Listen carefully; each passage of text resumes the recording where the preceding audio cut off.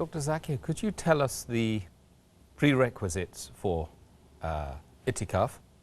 Is indeed one of the prerequisites fasting?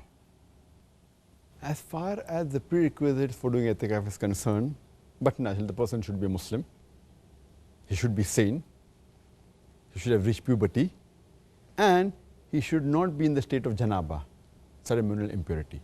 He should not be sexually defiled.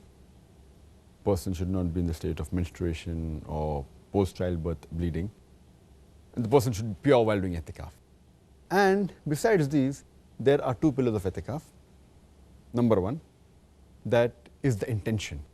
His Niyaah should be seeking nearness to Allah Subhanahu wa ta'ala and seeking His reward.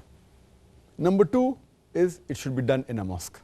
As Allah says in Surah Baqarah chapter number 2, verse number 187, that associate not with your wives when you retreat in the mosque. So but natural, while doing Itikaf, you should not associate with your wife. Don't have a sexual relationship, which they discussed in the last answer. And number two, it should be done in a mosque.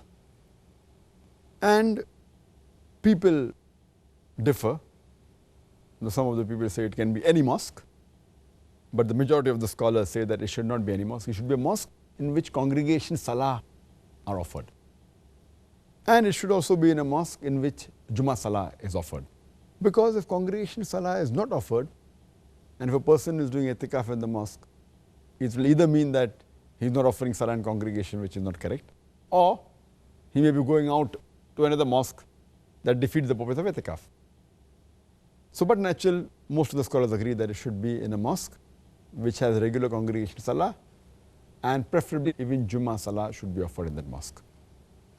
And there is a prerequisite, as is mentioned by Hazrat Aisha, may Allah be pleased with her, radiallahu anha, in Sunan Abu Dawud, volume number 2 in the book of fasting, hadith number 2467, that it's sunnah for a mu'takif, a person who does Itikaf, that he should not visit a patient or attend a funeral or embrace his wife or associate his wife, and should not leave the mosque except if there is a basic necessity or basic need.